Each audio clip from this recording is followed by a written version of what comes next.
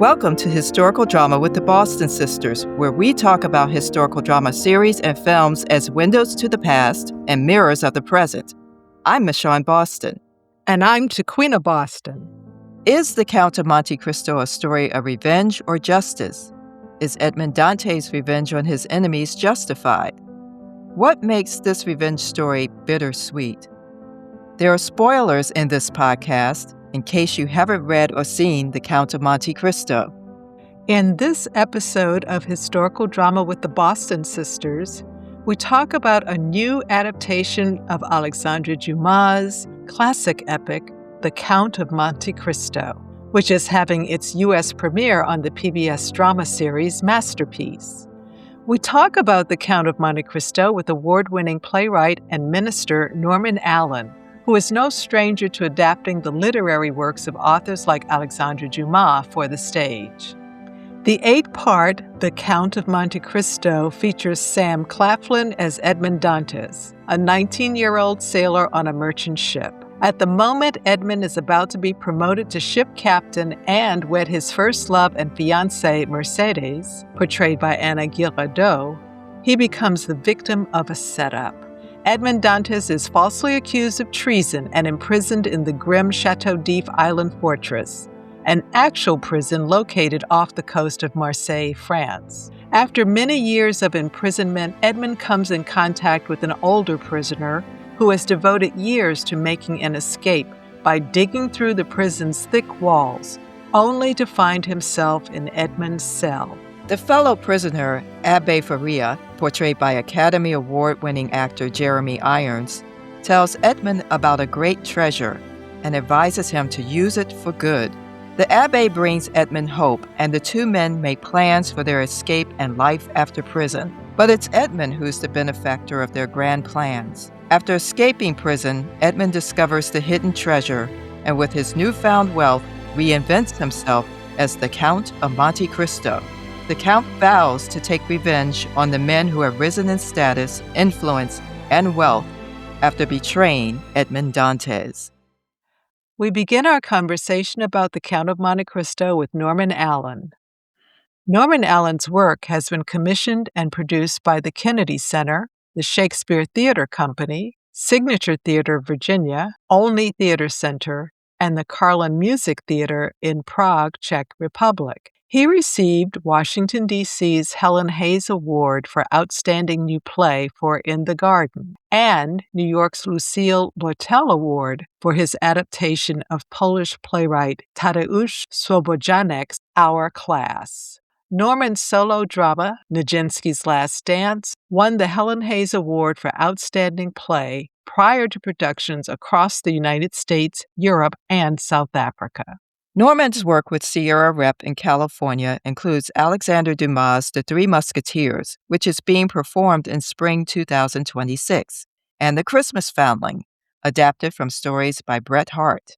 Norman Allen's musical theater credits include the concert adaptation of Sweet Adeline for encores at New York City Center, The Christmas Carol Rag, adapted from the Charles Dickens classic, and composer Frank Wildhorn's Carmen, which played for more than a decade in Prague and was produced in Austria, Lithuania, Hungary, South Korea, and Japan.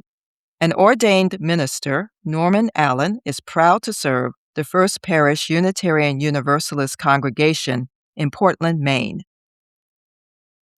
Welcome, Norman, to Historical Drama with the Boston Sisters. It is a pleasure to be here. Alexandre Dumas is one of my favorite topics to talk about, to read about, to see his adaptations. It all is good with me. So I want to let you know that I was introduced to Alexandre Dumas not through his novels or writings, but through these adaptations of those books like Count of Monte Cristo, which we're talking about today, The Three Musketeers, The Man in the Iron Mask. How were you introduced to Alexandre Dumas? I think the first time I saw an adaptation of Dumas was The Three Musketeers at a drive-in movie theater in California. And it was that great kind of silly adaptation of The Three Musketeers with Richard Chamberlain and Raquel Welch. And I think Charlton Heston is Richelieu. Yes. And it's just, I remember it being just like this sort of slightly sexy, funny, wild ride of a swashbuckling flick. So I think I fell in love with that story there. But then I also was introduced to a much earlier version of the Three Musketeers that has Gene Kelly as D'Artagnan Yeah, and yeah. June Allison, weirdly.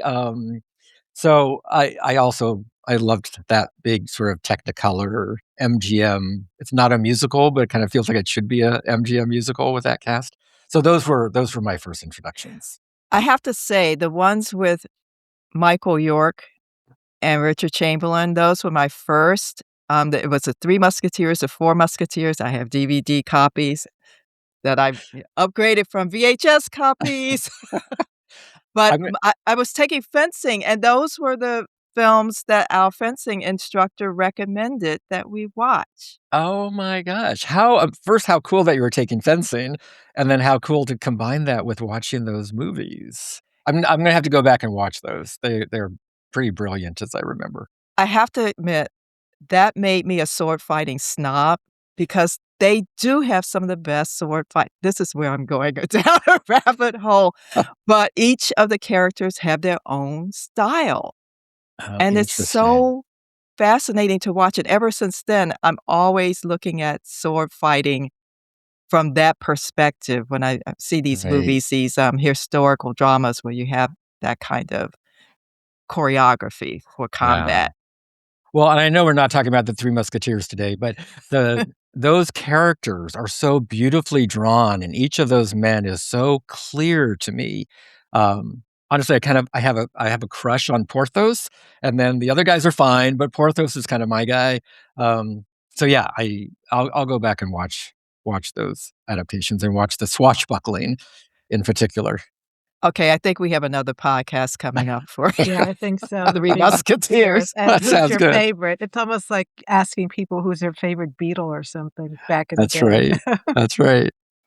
Well, getting back to the Count of Monte Cristo, before we started talking, I was saying to you how I find this story very satisfying because the way that the Count is able to reckon with those who would have destroyed his life was to be able to, I guess, slowly unravel everything that they valued. And when we were talking with Suzanne Simpson earlier this year, and she was at a PBS Masterpiece, and she was telling us that this series was coming, she talked about it as a story of justice. Hmm. And I've always viewed it as a story of revenge, though I can see the justice angle too. So, how would you distinguish revenge from justice, and which of these perspectives do you hold about the story? Yeah, great question, of course.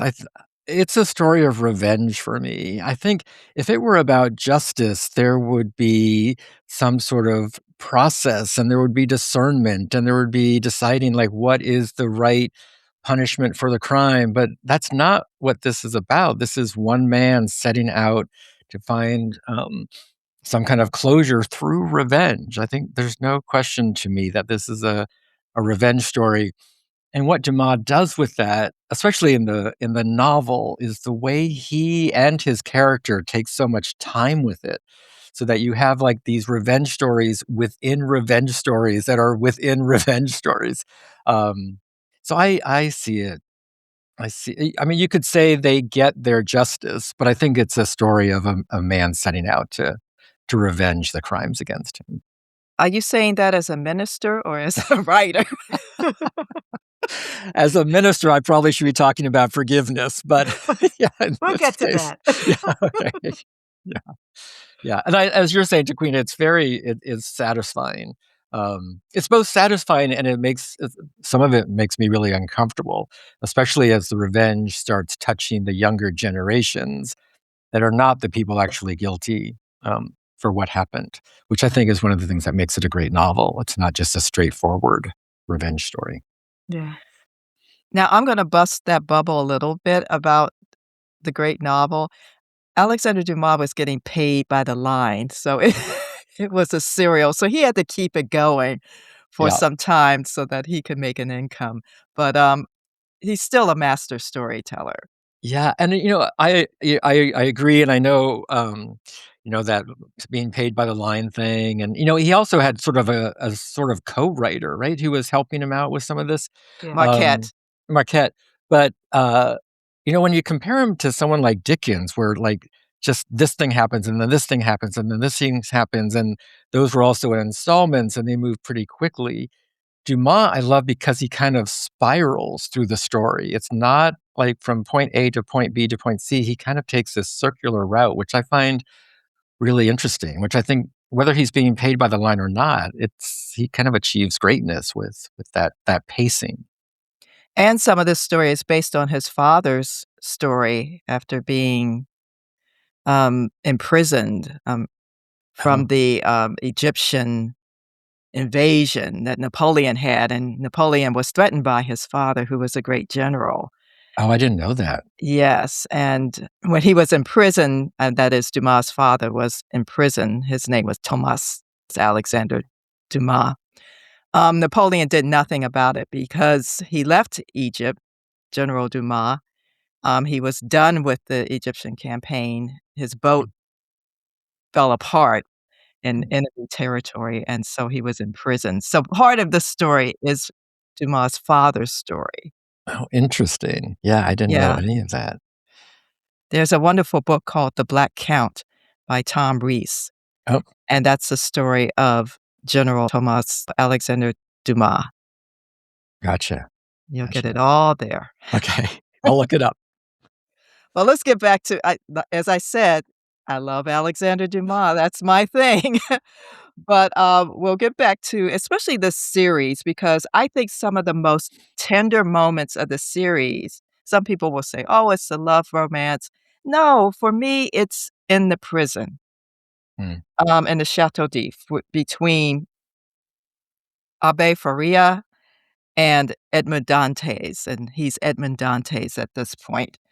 Um, and he's imprisoned with the Abbé in the Chateau d'If, and, beautiful beautiful scenes between Sam Claflin and Jeremy Irons.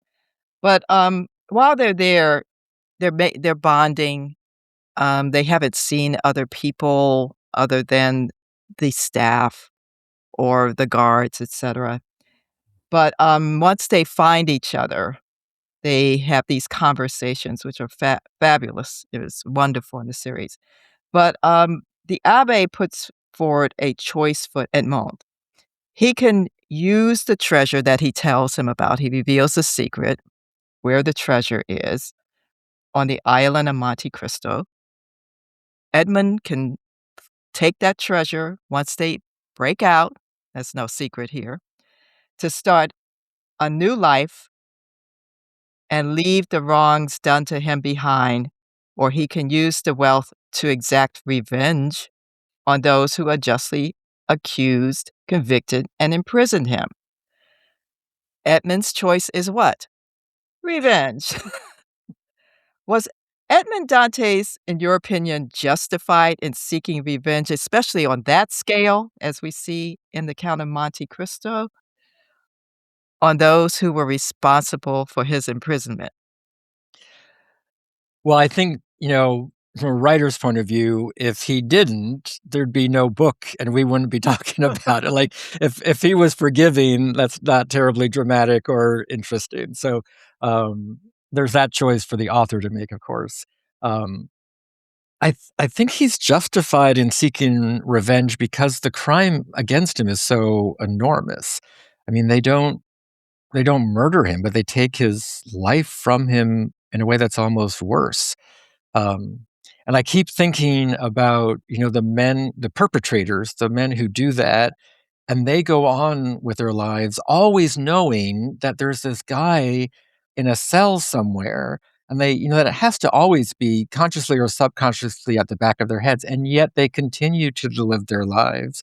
And it appears without any sense of guilt. Um, so I think the revenge is totally justified. I don't think that means it was the right choice to make in terms of just being a healthy human being going back into the world. I think if If we're not telling a story to sell books, there's a less interesting story to tell where he escapes and has a quiet life in the countryside, and or does great good with that incredible wealth that he has. Um, I think he's a sympathetic character, and we go with him. We go with him on the journey. So that's a complicated answer to your question. Since this happened during the times before we had CCTV and surveillance, he did have the choice to break out of prison, because first of all, that was the first crime that he committed, actually, Right, right. and get the treasure and live that quiet life in some other country. Um, but I mean, I personally think he was justified because, as you said, it was like, you guys know that he's there in that prison and you put him there under false pretenses, and you don't even give it a thought. Right. No remorse. Exactly. It's just unbelievable. And Carter Rose, too, who is not as bad a guy, he also is walking around with this knowledge. I think it's interesting to see that character because his flaw is more about cowardice and hesitancy than the other guys who are just bad. They're just bad guys. But it's interesting to see the contrast between those. Now, I would say in the book, and to some extent in this version, Monte Cristo, the Count, does reward people who were also wronged in some kind of way, like his former boss. Yeah. And those are beautiful scenes. And the way he does that without being recognized, or there's like a hint of recognition, like someone will kind of recognize his voice or something. But he does all these really good things without people knowing who he is and without him, giving away that identity. And those scenes are just beautiful. I have to say, one of the things I miss from the adaptation that is so compelling in the book are all the different roles he plays, and he takes on Yeah. different accents and learns different languages. And we miss that, in the simplification that's necessary for the adaptation. But I just love that's like a tour de force for an actor if you were given space to do all those things. Yeah, like Batman. Right, Yeah. exactly. And it's fascinating too because this production is, I believe, a French and Italian studios coming together to do an English language version of The Count of Monte Cristo. Interesting. Yeah. So I guess that's why we at least also see actors who are British, Mhm. French, and Italian Yeah, in I this love that. adaptation. Yeah. Yeah. Well, I want to talk about um, the theme of forgiveness. Um, in this new release, I love the way it opens because Edmond Dantes is making confession to a priest, and he's very clear that what he's going to do actually is transgressing the values of the church, I will say. Um, and because the priest is encouraging him, forgive my son. And then later he has a conversation with his first love, Mercedes, who also says to him, forgive, Edmund, forgive. But it's interesting, I think, because we're in a time where the idea of how you reckon, quote unquote, repent, repair is being rethought. Mm. And earlier in 2025, I was part of a group that read Rabbi Danya Rutenberg's book on repentance and repair, where she makes the point that it's not the victim's job to forgive. It is those who have created the harm, their job to reflect, repent, and make repair for the wrongs that they've done. And if the person who has experienced the harm wants to forgive, so be it, but they're under no obligation to do that. So given that, we've said this is probably more a story of revenge than justice, how do you see that contemporary take on forgiveness maybe applying to this adaptation of The Count of Monte Cristo. That's so interesting. I haven't read that book that you're referring to, but the first thing that occurs to me is that for that to play out, the perpetrators would have to want to, make amends and acknowledge their fault. And I think the guys we're dealing with in the Count of Monte Cristo don't seem to have any suggestion that they're interested in taking those steps. So that piece, I mean, that would be a really interesting book to see it from their point of view and to have them go through that sort of psychological redemptive process. It doesn't seem possible for the villains that we're talking about. I really like the notion that the victim has no responsibility to forgive, that's something that we come to in our own journeys, I guess. It strikes me that maybe the phrase we're looking for is restorative justice. So a way that we arrive at something more meaningful than just I forgive and forget or I'm sorry. Those two things don't have a lot of depth to them, perhaps. But if the two parties come together and the forgiveness is in response to some kind of really meaningful admittance of guilt or wrongdoing, then I think something interesting is happening.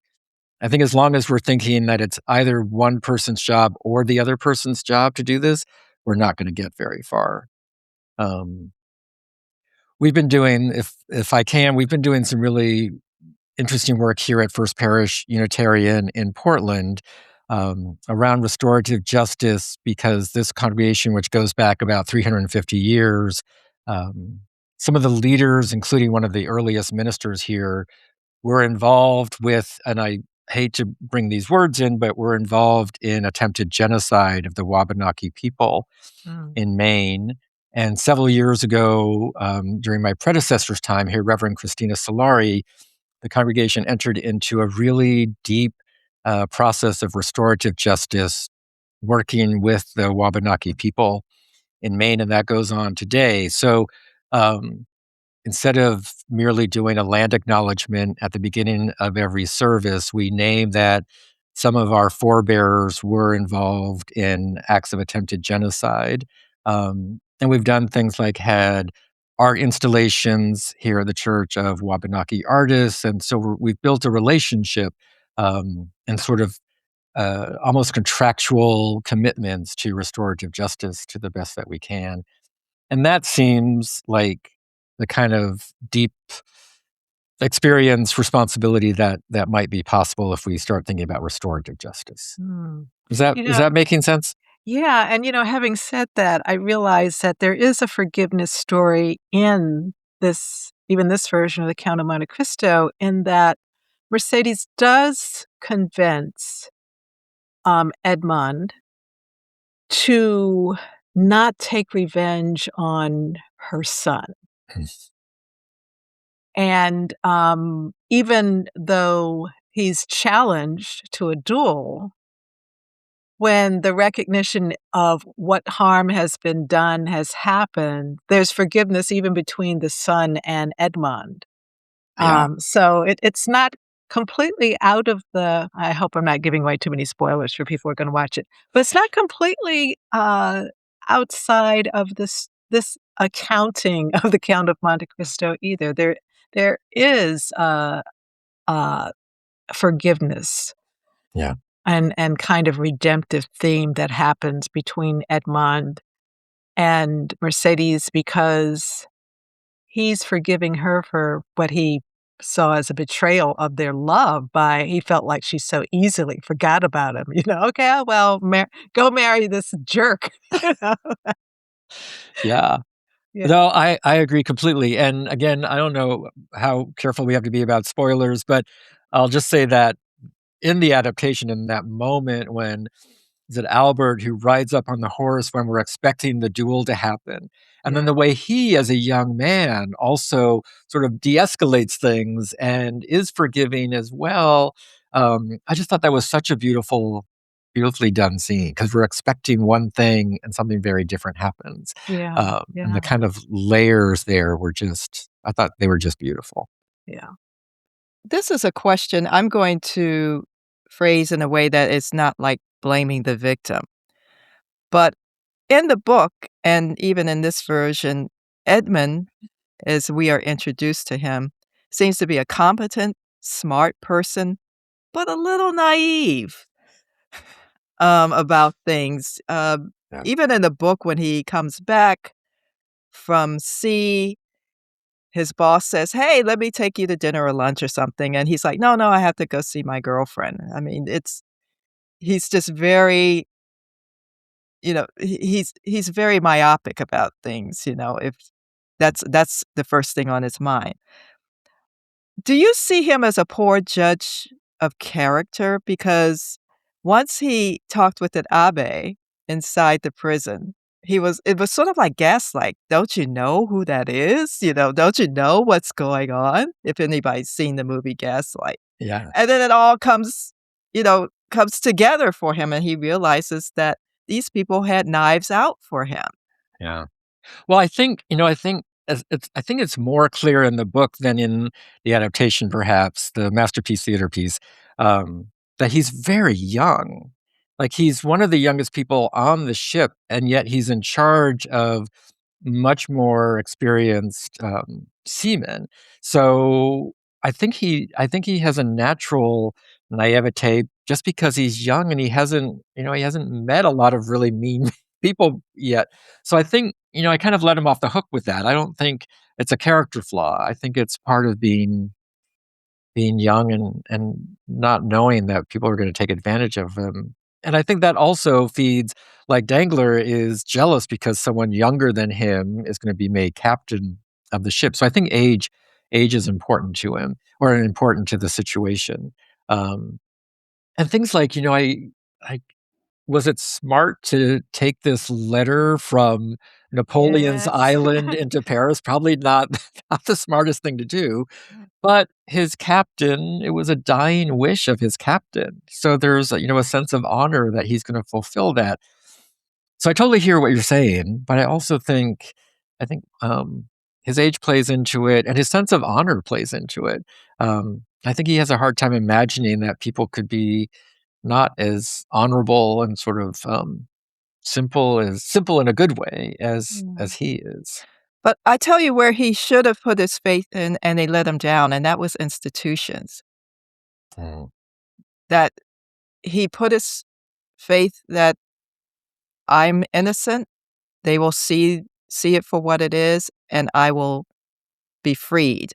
And even when Napoleon comes back for the 100 days, and it's like it still doesn't work out, Yeah. so we try this, and it still doesn't work out. Yeah. What do you think the writer or the story is saying about our institutions? Or maybe it's just saying it's the people who run them. Well, I think that there's a lot of things there. It's again a great question. It's fascinating, even if you don't go outside the book, just following French history as it's portrayed in the book, the the power flips that happen back and forth and back and Yeah. forth during those years. I think it's pretty hard to keep any institution running smoothly when you don't know who's in charge at the very top. It's the king, and then it's not the king, and then it's the king again. And so I think that's part of it. It struck me that there are very few checks and balances. Like this one guy, Villefort, can do all this horrible stuff, and there's no one to stop him. So I think the institutions absolutely fail Edmond horribly, and the institutions are very easily manipulated. Um, there are no cameras, there's no cell phones, there's nothing that today would have either, I guess in some cases make these things easier to be bad, uh, but there's none of that to rely on Yeah. there. Well, what's interesting is even with those things, people don't always believe the evidence of their eyes, or told that they can't believe the evidence of their eyes. And of course, evidence is manipulated against Edmond. There's Yeah. the fact, yes, he did carry the letter, but he had no idea what was in it. And yes, they wrote a letter saying that he was a traitor, which he wasn't, but nobody ever questioned that. And then when there's a discovery that maybe he knows something that another Villefort has to, cover his own derriere, he's willing to sacrifice Edmond. And, we're caught up in the midst now of a time in our own history in the US where we're looking at what's true, what isn't true, what's being covered up, what's being hidden. So let's talk a little bit about the various motivations of those who unjustly framed Edmond Dantes. And um, how might we see, as we talk this podcast, we say window to the past, mirror the present. How might his situation be mirroring some of the things we're seeing in our own political and social environment today? Yeah, I just feel sad answering that question because, we see, the two main villains are acting out of greed. Actually, they're both acting out of greed, right? Fernand doesn't especially love Mercedes. He covets Mercedes. And he's willing to, take her true love away just to sort of own Mercedes. And Dangler is in it for the money, and Villefort's in it for the power. And we see all of that, every time we open the newspaper or turn on the TV right now. We see people who are, um, let me see, kind of the obvious names, but people who are creating devices. Literally, like my cell phone is created to make me addicted to something that isolates me from other people and creates divisions between people. And we have something now called the rage economy, where we're made to feel angry at each other because that means we get on the app more often. And those are like huge versions of these villains in the Count of Monte Cristo. They're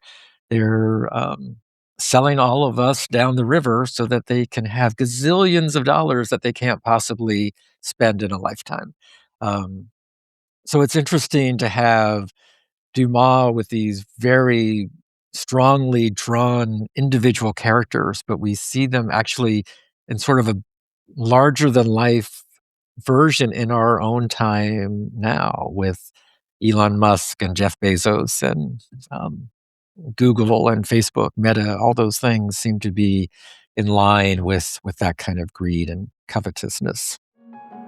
You've been enjoying Historical Drama with the Boston Sisters, a podcast where we talk about historical drama films and series as windows to the past and mirrors of the present. Make sure you subscribe to our podcast on your favorite platform. Share the excitement with your friends.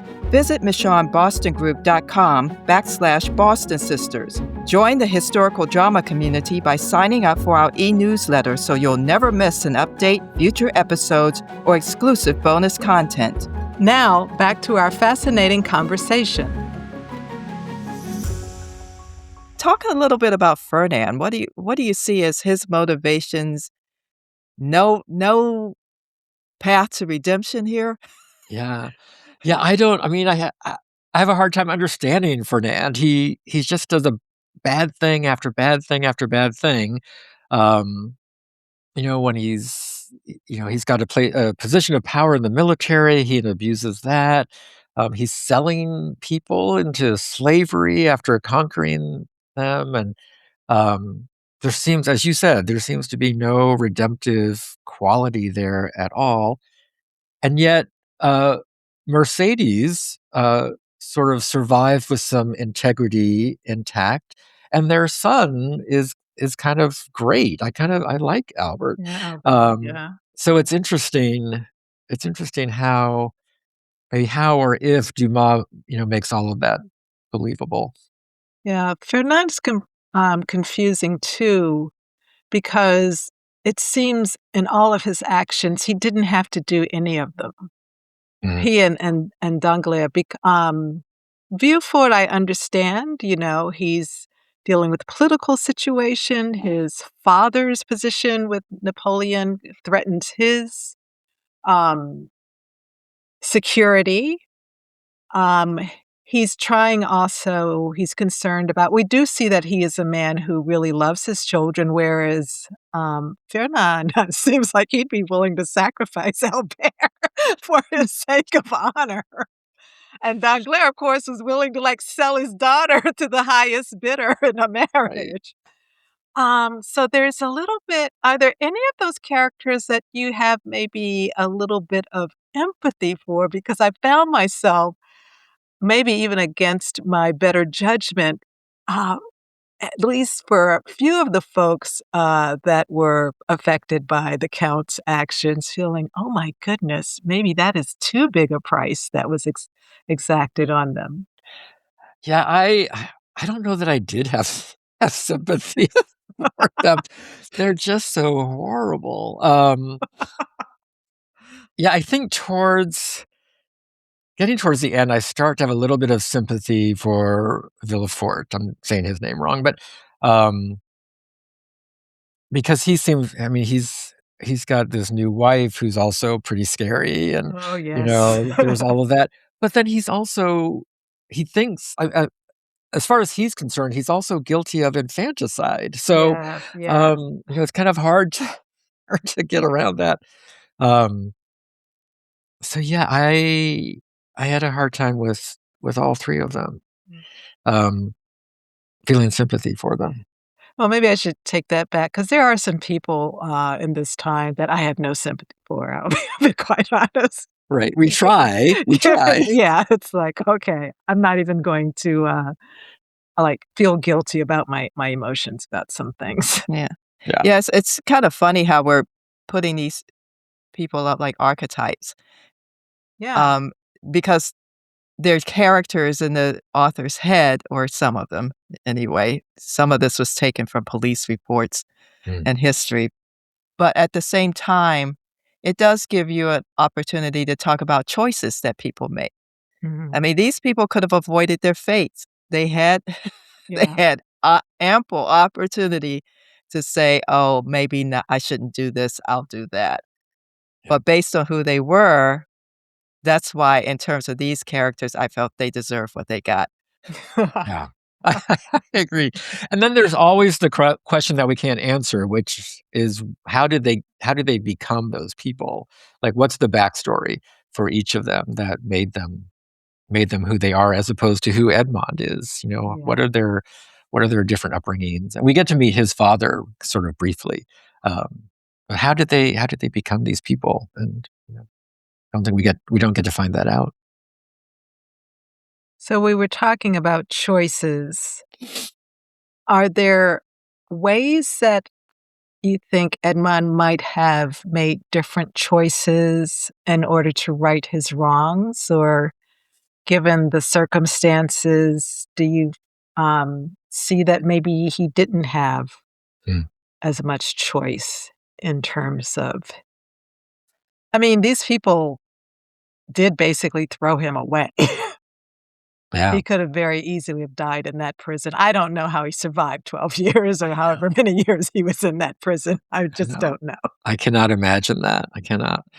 Um, I guess he does have choices. As we were saying earlier, he could walk away and not spend his life seeking revenge. But I'm really intrigued by his relationships with the children of the villains, which we kind of mentioned earlier as well. Um, like, I can imagine a very different revenge scenario where he, he befriends all of the kids and shows them a completely different way of being in the world, reveals to them who their parents really are, and then, becomes, Uncle Monte Cristo, who leads them down a different path. And I think that would drive their parents, crazy. Um, and that would be a bit more productive. And I mean, to some extent in the novel, that does happen. He does become close to Maximilian and Valentine, and those things are kind of lovely and redemptive in their own way. But that's the only thing that occurred to me. Like, that would be an interesting story to really zero in on being great to the kids in contrast to who their real parents are. That would be an interesting angle for sure. Well, there is a version where he does become kind of the It's not so much a mentor, but a rescuer of Villefort's son that he tried to kill, basically. Yeah. Yeah, so it's interesting just kind of looking at the choices even some of the adaptations have made around this story. Yeah. Yeah. I've seen several adaptations of The Count of Monte Cristo, and if I can recall, many of these, including this recent one, connect Edmond Dantes' desires for revenge or justice not only to his false conviction and imprisonment, but how that event caused him to lose his fiancée and first love, Mercedes. However, in the original story that Alexandre Dumas wrote, the Count loses his first love, so to speak. She's fine. But he finds a new life and new love with Ade, and she's introduced in this version as his ward. But she is also the daughter of Ali Pasha, who Ade is rescued from slavery by Edmond Dantes, or the Count of Monte Cristo as it is. So as a dramatist, Norman, why do you think these screen adaptations of the Count of Monte Cristo exclude the original Dumas ending, where Edmond Dantes, or the Count of Monte Cristo, he's now the Count of Monte Cristo, he finds new love and perhaps a new life as this new person that he is. And Ade, I think it's Ade, is the one who offers him this opportunity at redemption. Why do you think these adaptations take a different approach? Yeah, I've been thinking about that, and I just don't know. I mean, I want to write to the folks who've written these, and like what was the thinking behind that choice? I can imagine that we've seen Count of Monte Cristo on this long journey that I don't know if the adapters are thinking that that journey then kind of continues into an unknown, and that there's something, that open-ended ending is somehow intriguing as opposed to putting a button on it and saying, then he found true love, the end. There's something I think that is more intriguing about that open-ended um, story. Uh, but that's all I got for you. Mm. that's that's my guess. That's interesting because, I mean, I love the idea that, all right, he's beginning again, and we don't know what the future will really look like. There's also a piece of me that wonders about the trope in Western romance novels, etc., that you have this soulmate, and that's one true love, and once you've had that, no other love can compete with it. And maybe Alexandre Dumas was a little bit more of a realist. Yeah, yeah, Especially since how many mistresses did he have, and how many kids did he claim that he right. had? Yeah. Yeah, No, I think that's a good point. I think, the happy ending, perhaps diminishes the Mercedes story a yeah, bit. Yeah, I think yeah. that's a good point. And remember, the last words in the novel are wait and hope. Yes. Yeah, which is so powerful, I think. What does that mean to you? Um, I think it means to me that, and this is something I remember learning this at some point, maybe probably much later in life than I might have, that sometimes the thing to do is not like act and do the next thing. It's just to sit and see what unfolds. I'm Mm, not sure that that's what Dumas is saying, but that's how it feels to me. It's that idea of the way opens before you. There are all kinds of spiritual, religious traditions that talk about that. Um, and there's some wisdom there. Um, yeah, I think there's something beautiful about that. mm. It requires trust, like sort of trust in the universe, trust in whatever is out there that we rely on to And wait and hope. and if you look at his life, the Count of Monte Cristo, when he was Edmond Dantes in the prison, all he could do was wait, but he had no hope until the abbe broke through the wall. Yeah, and that the fact that hope comes from relationship is a Yes, beautiful thing. yeah, yeah. Well, in that, we're talking about an adaptation, and it's interesting because you, Norman, are, working with an adaptation of The Three Musketeers, and Michon has been working on a play based on Alexandre Dumas' food writing called Dinner with Dumas. So cool. And recently, Michon and I were talking, we were doing a presentation for a couple of regional chapters of the Jane Austen Society of North America, looking at adaptations from page to screen of Jane Austen's novels. And I came away from that experience with the assertion, I'll say, that particularly for readers, adaptations are really never satisfying. And that maybe it makes more sense to call them retellings or derivative works. Because even with the Count of Monte Cristo, we're talking about what choices that people who adapt novels to the stage or the screen, the kind of choices they make. So, what's your approach as you're adapting a Dumas novel for in this case, I think it's the stage. For the stage, yeah.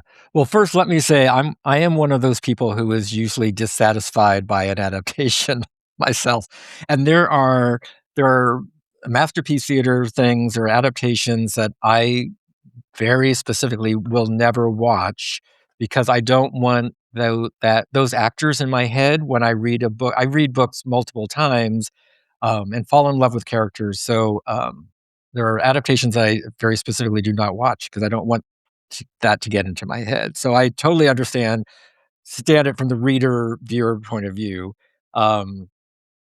Adapting a huge, hundreds of page novel into a 2-hour play means that you are just leaving out huge parts of it. So yes, it is. It's it's loosely related to the original work, I think. So I look back at some of the adaptations I've done to see how I reference the original author. So for my Three Musketeers adaptation, I say inspired by Alexandre Dumas. I did an adaptation of A Christmas Carol by Charles Dickens, where I reset it in 1911 New York, so it's sort of ragtime New York, and I gender switched it so Scrooge is a Mrs. Scrooge who runs a sweatshop on the East Side. And in that case, it's called The Christmas Carol Rag because it's all ragtime era stuff. But that I called The Christmas Carol Rag by Norman Allen with apologies to Charles Dickens. So there are nuances. So I think we need to be honest as adapters of that is it's a different art form that we're working in. There's also, especially for a playwright, I think, really practical considerations. Like my adaptation of Three Musketeers has 8 actors. So 8 actors play all the parts in this enormous, epic story. But that's because more than 8 actors, it's really hard to get your play produced because it's a budget issue. And especially if you're looking at equity actors and you want a professional production. So it becomes not just an adaptation of the text, but it becomes a tour de force for the actors because they're playing multiple parts. And it becomes a tour de force for the costume designer who's putting together these split-second costume changes as well. So it becomes a completely different thing as a theatrical event than as a novel. And not even, but you see that in this masterpiece for adaptation, which is it 6 episodes? 8 episodes. 8 episodes, yeah. Where again, you have, 1,000 pages of text and it becomes a much more straightforward story. And you lose that, as we were saying at the beginning, you lose that spiraling, really interesting pacing. So it is a TV show. It's not a novel. I don't know if I'm answering your question, but all of those things, have to be taken into account. Yeah. Yeah. We always encourage people to treat them as separate creations. Yeah. And one of the things I'm intrigued by, as someone who also has a theater background but has worked in faith spaces, that you are playwright, but you're also a minister. Right. And I know from the history of theater, a lot of theater had its roots actually in ritual, in religion, etc. How do those come together for you, Mm. playwright, minister, minister, playwright? What a great question. Um, I think I think many of my colleagues would disagree with what I'm about to say, but I think good theater, and good church are very, very similar. Um, and I'll hear people say, like, don't say that the choir performs a song, say that they offer a song or something. And I think that that comes from a lack of understanding of what performance can be. So even as a kid, when I became uh, enamored of live theater, I recognized that the cast and the musicians are creating something extraordinary on stage. They send that energy out to the audience. The audience takes it in and sends the energy back out up onto the stage, and you get this amazing cycle of energy in the room. And, as people who create worship experiences, we should be so lucky as to have that kind of spiritual experience happening in our sanctuaries. And I think we often do. But I think those two things are really closely linked, especially if you have, a performance where the actors really are there for their audience. It might be less so when you have something where it's more about ego or whatever. But especially in the nonprofit theater world where people are really in it for the right reasons, it's a really powerful experience. And as you're saying, it goes back to the very beginning. Greek theater was church. It was considered a religious event. So I think the roots are deep. Yeah, yeah, and that crosses cultures. You'll find Asian theater also has some connections to religion, Yeah. or Buddhist themes or whatever. So Right. I often sometimes think that maybe theater gets to be a little bit more honest in some ways because nothing from the human condition is not allowed in terms of theater, whereas That's right. some religious traditions get a little, upset with some, uh, ideas about the human condition, but theater Yeah. just puts it all out there. Yeah. Well, I want to ask one last question to the playwright. Uh-oh.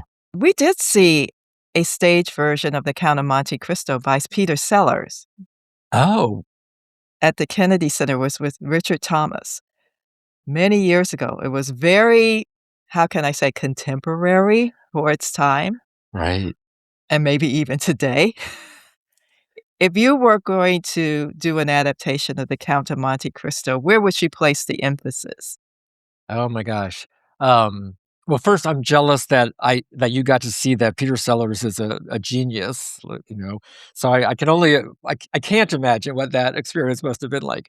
Um, I think kind of echoing things I said earlier and recognizing that to actually do the Count of Monte Cristo on stage would be a very difficult thing to do. I might take a small piece of it, and it would be focused on the Count of Monte Cristo and the children of the villains, and make that the play. Um, this is slightly off topic, but I have a deep, deep love for Tolstoy's War and Peace, and I read it every 3 or 4 years. And I've thought about as a playwright, what would I do with this? And I think there's no way to responsibly adapt it, but to say I'm going to adapt chapter 11 of book 3, and so it's like a 15-page text that I'm going to turn into a 2-hour play. That makes sense to me. Mhm. So I think something like that might be true here as well. Like it's just about the Count and Albert, for example, or the Count and Maximilian. That last scene on the island when Maximilian thinks he's going to die, but spoiler alert, I won't go any farther. But that scene alone could be, a full length play. So I think it would be honing in on a moment or a chapter rather than the whole thing. Well, thank you, Norman, for joining us in this conversation about the Count of Monte Cristo. We may have to come back to talk about the Three Musketeers. That would be great. This has been such an enormous pleasure. Thank you so much. Catch The Count of Monte Cristo on the PBS drama series Masterpiece. Check local listings. You can also stream the series on PBS Passport, the PBS Masterpiece Prime Video channel, and for free for 14 days from broadcast on pbs.org/masterpiece. Contact your local PBS station to learn more about how to access additional Masterpiece dramas with PBS Passport. In an upcoming episode of Historical Drama with the Boston Sisters, we spotlight another Masterpiece series, The Forsytes, with Masterpiece script consultant Sharon D. Johnson.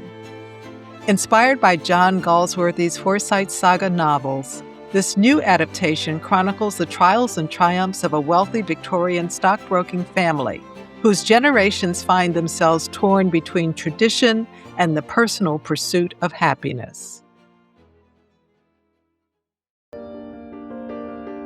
Thank you for catching this episode of Historical Drama with the Boston Sisters. We hope you enjoyed our exploration of captivating historical films and series dramas. Find us on Instagram at Historical Drama Sisters and on Facebook at Historical Drama Boston Sisters. We want to hear from you. What historical dramas are you watching? Share your favorites. We may feature them in a future episode. Don't forget to subscribe. Visit our website at michonbostongroup.com/Boston Sisters and share the podcast with fellow historical drama enthusiasts. Historical Drama with the Boston Sisters is brought to you by the Michon Boston Group. The views and opinions expressed on Historical Drama with the Boston Sisters are those of the speakers and do not represent the positions or views of the Michon Boston Group, its clients, or affiliates. This is Michon Boston. And this is Tequina Boston. Thank you for listening.